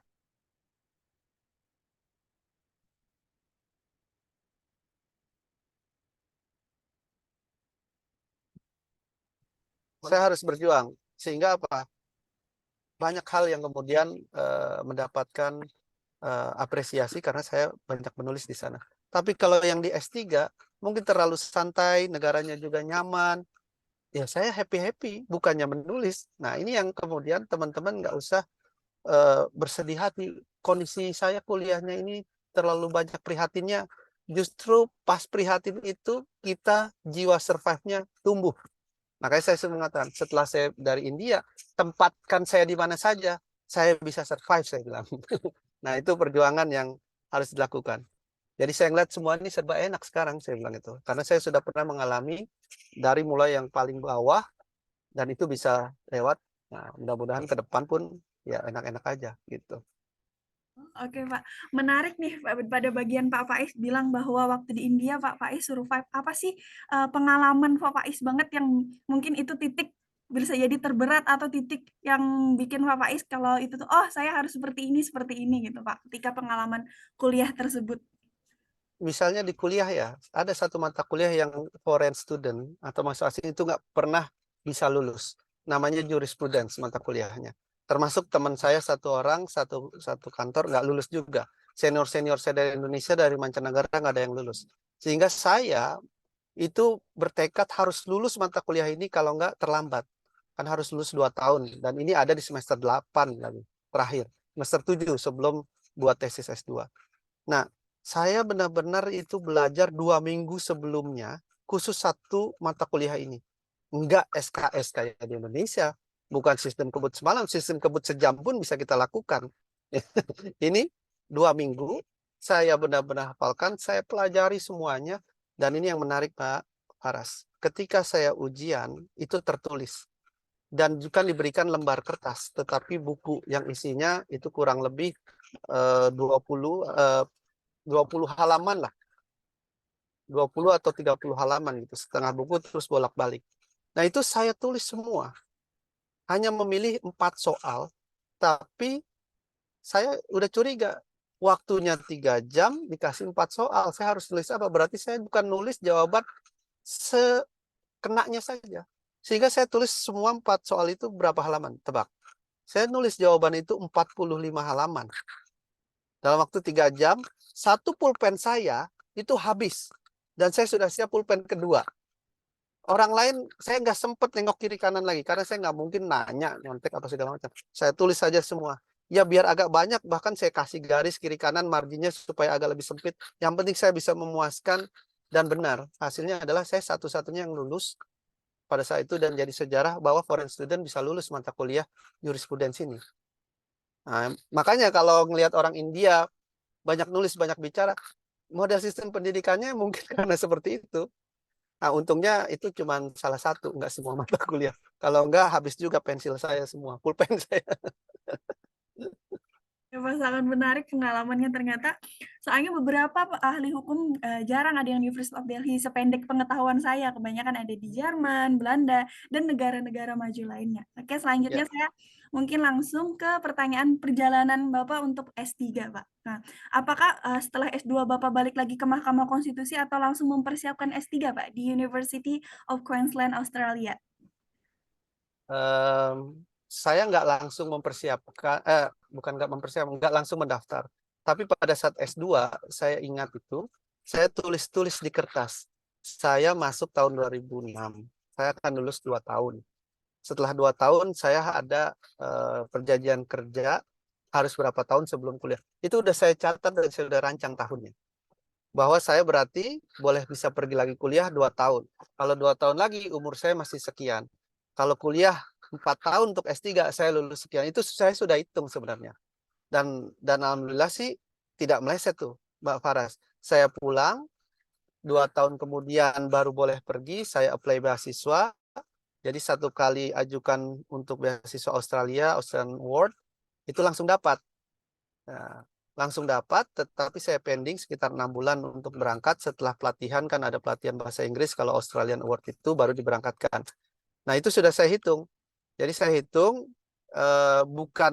bukan terlalu ambisius, tetapi kalau kita mau sukses karir ataupun nanti cita-cita, ya kita harus merancang. Meskipun saya selalu mengatakan ya flow with the life aja lah. tetapi di tengah itu sebenarnya sudah ada koridor yang harus saya lakukan. Kayak saya sekarang, ini saya umur berapa? Saya 45 tahun ini mau mengejar apa sih? Nanti 50 apa? Bahkan saya sudah berpikir nih, di 60 tahun saya tuh harus di titik apa gitu. Nah, teman-teman, kalau mau ambil S2, mau kuliah keluar, apa yang harus dilakukan? Saya sempat bikin jangka pendek, jangka menengah, sampai jangka panjang. Nah, sehingga saya pulang dari India tahu, oke, saya apply-nya pun itu di hari terakhir sebenarnya. Agak-agak males juga, tapi diajak teman. Tapi justru temannya nggak lolos, sayanya yang lolos. Nggak tahu, mungkin beruntung juga lah. Dan kalau bicara nih, Mbak Faras, bahasa Inggris saya dibilang bagus, enggak juga. Ini yang saya ingin motivasi teman-teman. Selama kuliah, saya nggak pernah keluar negeri sekalipun, meskipun kesempatan itu banyak. Mau diajak keluarga, ada kesempatan, tapi nggak pernah. Saya justru pertama keluar negeri itu, setelah lulus dan kerja di MK, itu pun ke Singapura sama guru bahasa Inggris saya. Nah, makanya, oh mungkin India cocok nih, saya nggak advance banget bahasa Inggrisnya. Tapi kan yang pada penting, ujungnya itu kita jadi apa? Bukan sekarang kita milih yang bagus, ujungnya malah nggak bagus. Ya. Ujungnya apa? Buktinya masih terima beasiswa S3 dan sekarang ada ya, Ulum dari Jember, lulusan India, sekarang dapat S3 juga. Jadi dimanapun, mau di Indonesia pun kuliahnya S2, kesempatan S3 di luar masih terbuka. Teman saya banyak, S1, S2 di dalam negeri, tapi dia berpikir, saya harus kuliah S3 di luar negeri, biar mendapatkan perspektif yang berbeda. Dapat. Nah, yang penting tapi apa? Bahasa Inggrisnya. Nah, ini saya sampaikan. Waktu saya jadi ketua BEM, saya paksa ikut les bahasa Inggris. Teman saya siapa? Anak SMA. Karena level saya mungkin selevel anak SMA. Di India, saya ambil kursus lagi. Dan saya ingat, tadi kan pengalaman ya. Karena mereka kenapa percaya diri? Saya ingat, saya disuruh ngomong di atas meja supaya saya percaya diri katanya. Kenapa nggak di bawah? Udah naik aja ke atas meja, kata gurunya. Lalu bicara presentasi katanya. Di atas teman-teman kamu semua. Ya sudah, akhirnya satu negara, oh ternyata bahasa Inggris orang di luar negeri itu ada yang Singlish, ada yang Hindi English, ya.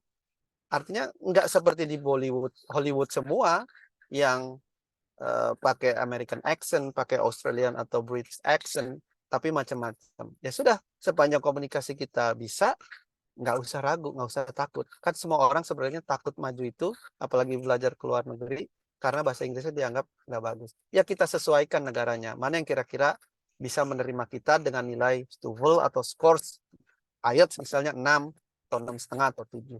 Nah, mumpung usianya masih muda di antara teman-teman, 1 tahun 2 tahun belajar bahasa Inggris untuk menempuh yang jauh lebih panjang itu nggak apa-apa. Ibarat ketapel lah. Nggak bisa batu atau apapun itu yang kita lempar bisa pergi jauh kalau nggak kita tarik ke belakang. Kalau kita langsung sentil paling cuma 50 cm. Tapi kalau kita tarik ke belakang bisa 3 meter, bisa 5 meter. Nah, teman-teman boleh mundur dulu, belajar sesuatu yang sifatnya pokok untuk kemudian meraih yang justru jauh lebih besar. Oke, mungkin ini pertanyaan terakhir pada acara Inspiring ini gitu. Kira-kira Pak, selain untuk mungkin ada beberapa mahasiswa yang mengikuti acara ini, kira-kira selain persiapan bahasa, apa sih yang perlu dipersiapkan bagi kami mahasiswa yang mungkin ingin melanjutkan studi di luar negeri? Apakah kita memperbanyak publikasi ilmiah atau pengalaman kerja yang relevan atau apapun gitu. Terus mungkin ada pesan untuk Bapak untuk seluruh mahasiswa hukum lainnya atau insan yuris lainnya pada kesempatan kita acara hari ini, Pak. Ya, satu tadi ya, bahasa Inggris itu sudah mutlak ya, kecuali belajarnya ke negara yang non bahasa Inggris. Ada yang bahasa Arab, ada yang bahasa Perancis, ada yang bahasa lain juga. Nah, itu yang pertama ya, foreign language sesuai dengan. Yang kedua, kita harus paham beasiswa yang mau kita cari, yang kita tuju itu mensyaratkan apa. Ada nggak kriteria kita yang belum eligible untuk kita penuhi? Kalau kita tetap menginginkan itu, ya kita penuhi dulu. Ya, untuk S2 tidak terlalu banyak mensyaratkan publikasi. Enggak. Yang dia minta itu syarat bahasa Inggris, kemudian kalau yang bahasa Inggris ya, kemudian ijazah saja. Tidak ada kemudian pengalaman kerja. Tapi yang paling terpenting adalah satu, administrasi lolos pertama. Yang kedua, paper, esai, dan wawancara. Nah, ini yang harus disiapkan, terutama saat wawancara. Ketika wawancara, bisa nggak kita memberikan sesuatu yang bernilai, bahwa kita kalau dapat beasiswa ini, kita bisa memberikan balik sesuatu yang berharga. Kalau yang ke luar negeri, pemerintah negara lain itu bilang, apa yang akan kamu lakukan setelah selesai dari studi ini? Kalau kamu diberikan beasiswa, ya saya akan kembali bekerja lagi ke perusahaan saya, misalnya gitu. Itu nggak memberi dampak sosial apa-apa. Nah, justru mereka ingin ada sesuatu yang kemudian dikontribusikan jauh lebih besar dari apa yang diterima saat kuliah. Nah, jadi latihan esai, ya, kemudian latihan wawancara sama teman, lihat YouTube semua segala macam, itu sangat diperlukan. Sehingga apa? Kita benar-benar menguasai, bukan seperti orang yang mendaftar, ya untung-untungan aja lah, kalau dapat ya syukur, enggak juga enggak. Tapi ya kalau memang mau, persiapannya harus lebih matang. Gitu. Oke, Pak Faiz, untuk inspiring-nya, ceritanya sangat menarik, pengalaman dari baik dari S1 hingga S3. Satu kata yang mungkin membekas banget bagi saya dari pemaparan tadi adalah keadaan kurang nyaman akan membuat kita berusaha lebih keras. Oke, Ya, betul selanjutnya tuh. adalah sesi tanya jawab. Pertama, saya buka Kadang-kadang Mbak udah. Faras ya, saya itu sengaja membuat diri saya nggak nyaman supaya saya keluar potensinya. Karena kalau kenyamanan kita terlena biasanya. Ya. Saya ajak, ayo Kak Fuad kita pulang naik kereta gitu. Naik kereta saya setiap hari juga. Karena apa? Dengan naik kereta saya ngeliat sekeliling, saya bersyukur. Ternyata ada loh yang mungkin kurang beruntung dibanding saya. Apapun yang kita terima saat ini misalnya. Itu aja. Oke, terima kasih banyak Pak Faiz, sangat menginspirasi. Selanjutnya mungkin sesi tanya jawab, saya buka terlebih dahulu kepada 3 petanya. Silahkan yang ingin bertanya raise hand terlebih dahulu.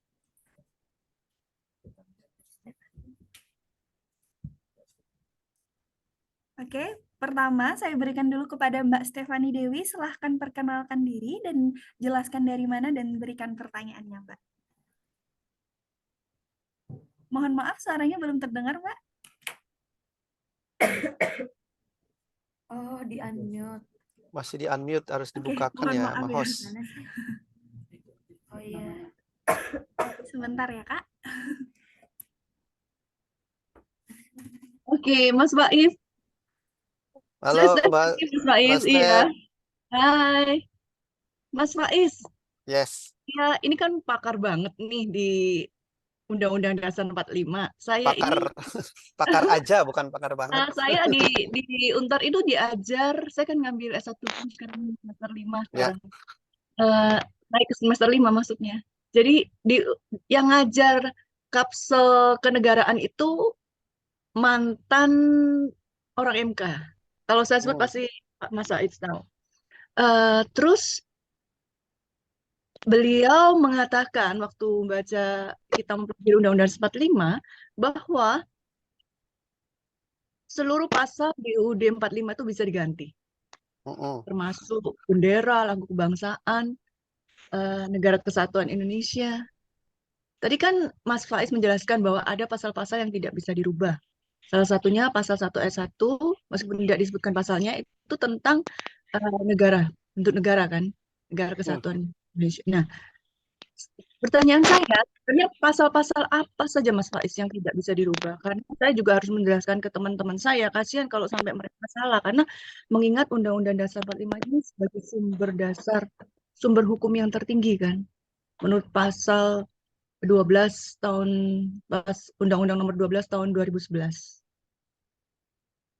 Oke, itu aja. Bentukan peraturan perundang-undangan. Terus saya punya harapan nih, saya ketemu Mas Faiz, kurang lebih kan bisa tahu karakternya ya. Saya berharap Mas Faiz bisa menjadi ketua MK dengan Waduh, berat karakter nih. dengan karakter dan nurani yang baik. Karena dan jangan terpengaruh, tadi Mas Faiz ada menjelaskan bagaimanapun pasti akan terpengaruh oleh politik. Jangan Mas Faiz, jangan terpengaruh oleh rezim yang sedang berkuasa. Dan sekarang ini saya merasakan MK sudah terinterfere oleh rezim yang sedang berkuasa. Oke, dua Makasih itu. Pak Faiz. Ya, Iya. langsung Mohon saya jawab, Mbak Faras. enaknya Pak Faiz saja, mau langsung Ya, aja oke. atau tampung dulu? Saya jawab ya. Cuman memang waktu nggak banyak sih ini. Temannya udah hampir sampai. Satu yang soal, memang benar pasal-pasal di Undang-Undang Dasar itu semuanya bisa diubah.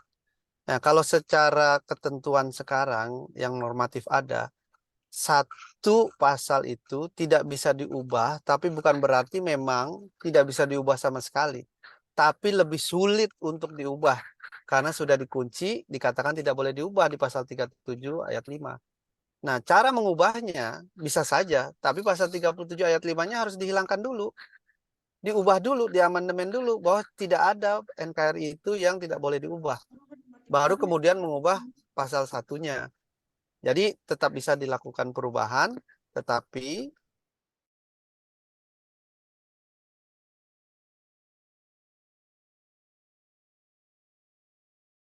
NKRI. Kan banyak semboyan-semboyan slogan NKRI harga mati. Nah, ketika itu ingin diubah, tentu banyak penolakan. Tapi kalau kemudian MPR-nya yang berwenang Undang-Undang Dasar ternyata mayoritas setuju untuk mengubah, ya bisa saja berubah. Karena lagi-lagi ini keputusan politik, maka yang memegang keputusan tertinggi, mereka yang berwenang saat itu. Makanya kemudian ada usulan, mau diciptakan lagi nggak mekanisme referendum khusus untuk hal-hal yang sifatnya basic doktrin struktur ini, struktur dasar, seperti bentuk negara.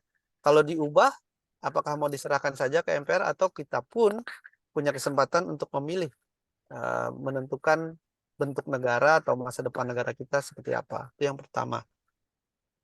Yang kedua apa? Ya soal MK, mungkin ini Edulaw Project ini yang men-setting ini nih untuk percintaan ini.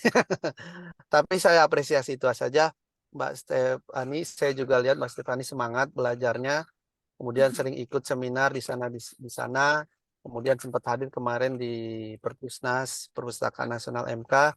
Di sini pun hari Sabtu weekend masih menyempatkan diri untuk hadir.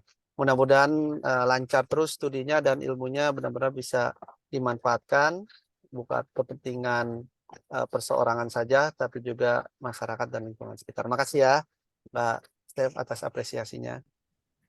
Terima kasih kepada Mbak Stefani. Apakah ada waktu lagi untuk satu pertanyaan, Pak? Satu pertanyaan terakhir.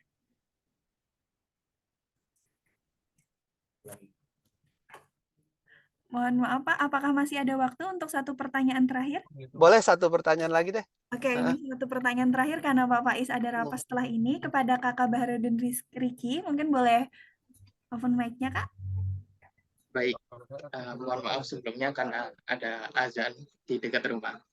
Baik, pertama-tama saya mengucapkan terima kasih banyak kepada Pak Muhammad Faiz karena dengan bukunya saya mengetahui bahwa istilah yang betul adalah amandemen. Karena penelitian yang dilakukan oleh Pak Ashok Damija, kalau yang di bukunya itu mengatakan penggunaan kata yang lebih sering digunakan dalam perubahan Undang-Undang Dasar adalah amandemen. Itu.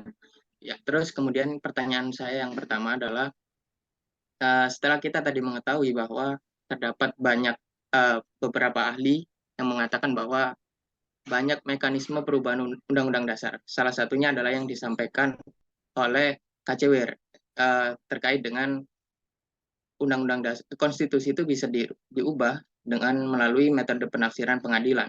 Nah, pertanyaan saya adalah bagaimana apakah diperbolehkan dalam suatu negara itu melakukan perubahan undang-undang dasar itu didasarkan oleh pendapat ahli, sementara di konstitusi negara tersebut sudah mengatur mengenai mekanisme perubahan undang-undang dasar. Nah, tadi kan sempat Pak Pan Muhammad Faiz memberikan contoh misalkan terkait MK berwenang menguji Perpu. Kemudian juga misalkan terkait putusan MK memberikan hak konstitusional warga berupa mendapatkan bantuan hukum seperti itu. Nah, hal yang seperti itu apakah diperbolehkan gitu? Apakah justru tidak bertentangan dengan Undang-Undang Dasar? Kemudian yang kedua terkait konstitusionalisme, misalkan lebih baik mana pembatasan kekuasaan itu diatur di Undang-Undang Dasar ataukah diatur di Undang-Undang seperti itu? Terima kasih. Saya jawab ya, Mas Baharudin nih, luar biasa pertanyaannya nih. Apalagi berarti sudah sempat membaca buku dan melakukan pengayaan-pengayaan. Yang pertama, terkait dengan pendapat KCWR, melalui penafsiran pengadilan itu bisa juga diubah konstitusi. Boleh nggak melakukan perubahan dasar menurut pendapat ahli, padahal sudah mengatur perubahan. Nah, menurut saya sih boleh saja dan ini sering terjadi. Justru ya, kenapa Amerika Serikat hanya mengamandemen konstitusinya 27 kali? Tidak lebih dari itu. Karena sudah terakomodir pengembangan konstitusinya melalui putusan-putusan Mahkamah Agung. Nah, itu yang membedakan. Bisa jadi Undang-Undang Dasar kita nggak banyak diubah nanti ke depan, karena MK sudah sering kemudian melakukan penafsiran-penafsirannya. Ya. Kalau sudah melakukan penafsiran, kan tidak perlu sampai ya mengubah setiap pasal lah, karena setiap ketentuan atau provisi sudah diterjemahkan. Contoh pasal 33 itu kan sederhana sekali. Tapi kemudian ditafsirkan oleh MK seperti ini. Jadi bisa saja menurut saya secara teori, secara praktik, perbandingan pun itu terjadi. Nah yang kedua, soal tadi ya contoh menguji perpu mengenai bantuan hukum benar. Kalau teman-teman perlu contoh lain, penafsiran apa yang sempat mengubah konstitusi, MK pernah memutuskan bahwa memperoleh bantuan hukum itu adalah hak konstitusional warga negara. Dan itu tidak tercantum di dalam Undang-Undang Dasar, tapi MK dalam tanda kutip menambahkan deret hak konstitusional yang harus dijamin oleh negara, yaitu apa? Bantuan hukum. Nah, dari teori ini bisa dibagi dua. Misalnya Profesor Simon Budd mengatakan ada yang namanya itu implied rights, ya. Ada yang bukan tersirat, tapi dia tersurat di dalam konstitusi. Nah, MK kemudian menegaskan dari yang sekedar tersirat sudah menjadi tersurat. Yang kedua, soal konstitusionalisme, lebih baik mana pembatasan kekuasaan negara diatur Undang-Undang Dasar atau Undang-Undang? Menurut saya, pokok pembatasan kekuasaan negara itu harus dicantumkan di dalam Undang-Undang Dasar. Nah, nanti turunan yang lebih detail dari pembatasan kekuasaan negara bisa dituangkan di dalam undang-undang. Tetapi pokoknya dasar aturannya itu harus di dalam konstitusi. Karena apa? Kalau langsung kita lompat ke level undang-undang dasar, level undang-undang untuk membatasi misalnya presiden atau DPR, pasti mereka akan mempertanyakan, kenapa saya dibatasi hal seperti ini? Kan konstitusi tidak melarang saya melakukan ini atau melakukan hal tersebut. Nah, kecuali hal-hal yang sifatnya tidak fundamental bisa saja kemudian dibatasi. Contoh yang fundamental apa? Soal masa jabatan. Masa jabatan presiden itu diatur. Kemudian masa jabatan hakim diatur nggak? Enggak. Ya sudah, akhirnya undang-undang mengatur itu dan bisa diubah-ubah. Tapi kalau itu diatur di dalam konstitusi, nggak mungkin bisa diubah. Contoh misalnya Amerika Serikat menyebut batasan konstitusi itu berapa, ya sudah dia akan lakukan hal tersebut. Begitu ya. Baik, terima kasih kepada Pak Faiz dan terima kasih kepada dua penanya. Mohon maaf sebelumnya kepada Kak Wiranto karena keterbatasan waktu kita belum bisa melanjutkan memberikan pertanyaan. Mungkin sebagai penutup kita mungkin boleh foto bareng terlebih dahulu. Kepada rekan-rekan mohon open kameranya. Ya. Oke, dalam hitungan ketiga akan saya screenshot. Kepada yang belum open kamera, silahkan open kamera terlebih dahulu. Slide pertama, dalam hitungan 3 ya. 1, 2, 3.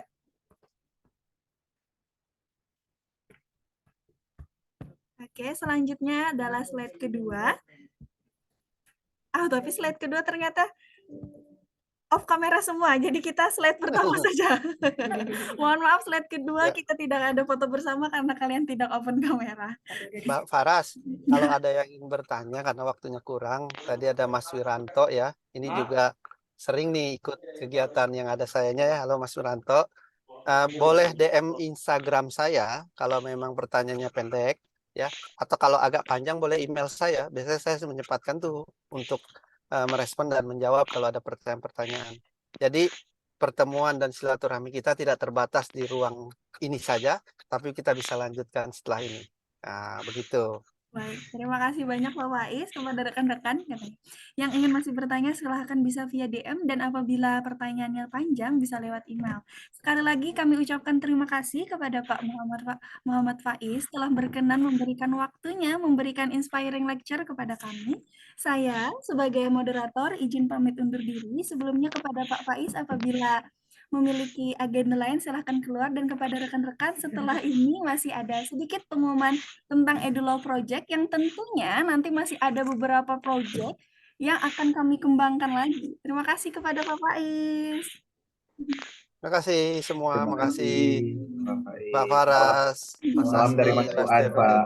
Ya, Salam dari Mas Fuad, Pak Faiz. Mbak Murti, saya izin pamit ya. Terima kasih banyak dan sukses untuk EduLaw Project-nya. Amin. Terima kasih juga, Pak. Selanjutnya saya kembalikan kepada MC yaitu Laila Andayani, dan sebelumnya kepada rekan-rekan diharapkan tidak live terlebih dahulu karena ada pengumuman tentang EduLaw Project. Terima kasih. Wassalamualaikum warahmatullahi wabarakatuh. Baik, terima kasih moderator. Alhamdulillahirrahmanirrahim telah terselenggara materi kita, yaitu dinamika ketatanegaraan oleh langsung Bapak Pan Muhammad Faiz. Pemateri tadi merupakan pakar hukum tata negara yang sangat-sangat pasti anak hukum itu wajib banget tahu. Nah, saat ini kita akan sedikit perkenalan terkait EduLaw Project, di mana ini akan ada sambutan sedikit dari Kak Abdul Basit Wadi SHMH, yang merupakan founder dari EduLaw Project. Dipersilakan untuk memaparkan, Kak.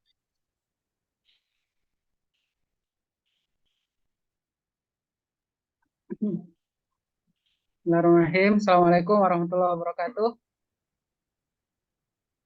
Alhamdulillah teman-teman semua. Banyak yang bergabung saya lihat.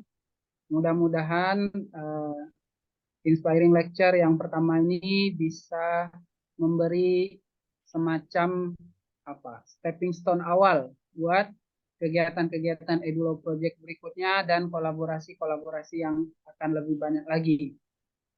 Saya sedikit cerita awal kenapa muncul EduLaw Project ini. Tadinya ini hanya komunitas-komunitas virtual saja. 2 tahun lalu saya mulai bikin, ada komunitas namanya Satu Hari Satu Artikel. Di sana teman-teman ketemu untuk bikin target list. 1 hari itu selesai baca 1 naskah artikel yang nanti di akhir akan ada sesi diskusinya dan pendalamannya.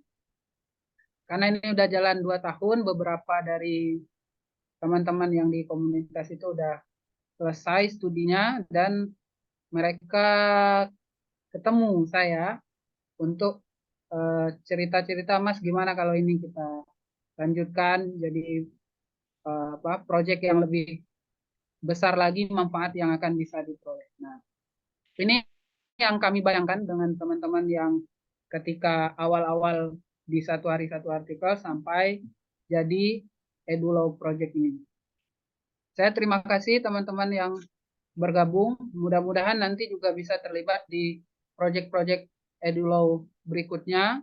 Yang terdekat kita setelah ini mungkin akan ada diskusi, diseminasi disertasi dari salah satu doktor di Fakultas Hukum Universitas Andalas.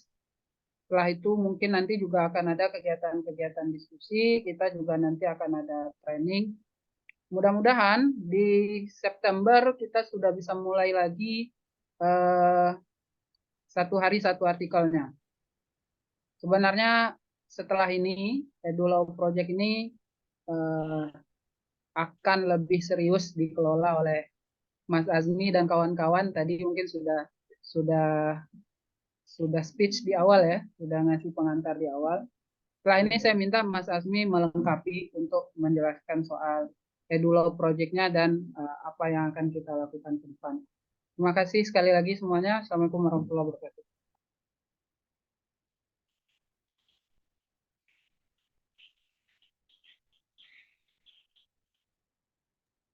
Oke, baik. Terima kasih banyak Kak Fuad untuk pemaparannya. Teman-teman di sini saya ucapkan terima kasih banyak atas hadirannya dan partisipasinya untuk semangat belajar walaupun di hari Sabtu weekend ini. Sebelumnya saya ucapkan mohon maaf apabila ada salah kata ataupun kekurangan dalam proyek kali ini dan mohon dukungannya untuk memfollow Instagram kita di @edulawproject. Dan nanti di situ teman-teman nantikan informasi selanjutnya dan sangat diharapkan untuk kehadirannya di proyek selanjutnya. Mari kita tutup dengan bersama-sama mengucapkan hamdalah alhamdulillahirabbil alamin. Terima kasih banyak dan Semoga kita bertemu lagi di proyek selanjutnya.